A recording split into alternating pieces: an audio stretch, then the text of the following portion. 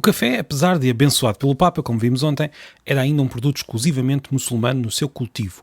Os otomanos controlavam a Península Arábica e controlavam também o comércio do café. Todos os grãos que saíam de Moca eram estéreis. Ninguém conseguia plantar café fora da Arábia, pelo menos aquele café. Os holandeses eram, por esses dias, os jovens turcos das navegações do Índico. Os portugueses, os antigos senhores do comércio da Índia, já tinham visto melhores dias. Os holandeses começaram a ir a Moca, no Iémen, comprar café para distribuir pela Holanda e, já agora, vender aos ingleses. Foi assim que a palavra chegou ao inglês, não pela via otomana, que nos deu o café italiano, o café francês e português, mas pela via holandesa. O coffee holandês, adaptado do árabe, tornou-se no coffee inglês. Os holandeses não quiseram ficar-se pelo papel de intermediários. Era muito engraçado e lucrativo comprar a uns e vender a outros, mas e se conseguissem produzir? A rota do café pelo leste europeu era só de comércio. A dos holandeses havia de ser diferente. Para produzir café era preciso ter a planta do café. Bastaria um enxerto da planta para conseguir transplantá-la para outros locais.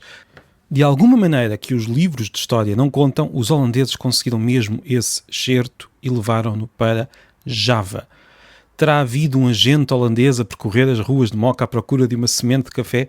Se houve, talvez usasse para comunicar com os locais algumas palavras portuguesas. No Índico, o português era uma espécie de europeu geral, desde que os nossos velhos navegadores por lá tinham andado. Ou seja, muito antes de chegar a Portugal, já a nossa língua, falada por outros, acolhera o café com um travo entre o árabe e o holandês.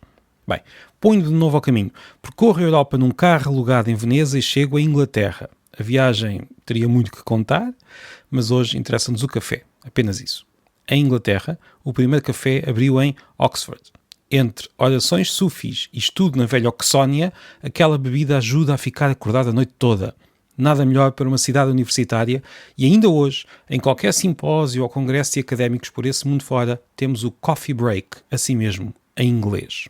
De Oxford, o café deu um saltinho a Londres, onde tomou a cidade de assalto. Durante a segunda metade do século XVII, as coffee shops eram os lugares londrinos por excelência. Ora, numa livraria de Oxford, a ver passar os velozes académicos entre edifícios imponentes, entretenho-me a sublinhar num exemplar do diário de Samuel Pepys, que se pronuncia de uma forma muito estranha em relação àquilo que vemos na escrita. Enfim, sublinho todas as referências ao tempo que aquele autor passava em cafés. A verdade é que parece que não fazia mais nada. Os cafés eram, no século XVII, o contraponto sóbrio e um pouco mais fidalgo das populares tabernas. Os cafés eram também a rede social da época. Os cientistas, os políticos, os comerciantes, os aristocratas, todos se encontravam nos cafés e trocavam ideias e mexericos. Cada café tinha a sua especialidade. Havia cafés para artistas, cafés para homens do mar, cafés para astrónomos. Os cafés londrinos foram centros de inovação científica, tecnológica, académica e financeira. Houve invenções saídas dos cafés. Houve seguradoras saídas dos cafés. Até a Bolsa de Londres começou num café. Nas paredes destes cafés londrinos afixavam-se newsletters. Quem queria receber cartas a tempo e horas também podia pedir para que fossem endereçadas para o seu café e não para a sua casa. Com o tempo, muitos cafés transformaram-se naqueles clubes londrinos que ainda hoje existem. Mas as coffee shops em si, como estabelecimentos para vender café, foram desaparecendo. E porquê? Porque a rainha Catarina, portuguesa de gema, inglesa por adoção, levou para terras britânicas a mania de beber chá. As mulheres, impedidas de ir ao café conversar, o café era coisa de homem, adoraram a ideia. Em breve, todas as classes sociais bebiam chá, que se tornou na nova bebida inglesa, e os cafés demoraram alguns séculos a voltar em força a Londres. E por hoje, neste quarto episódio da nossa breve história do café, vamos ficar por aqui. Mas eu tenho um pedido para fazer, muito importante.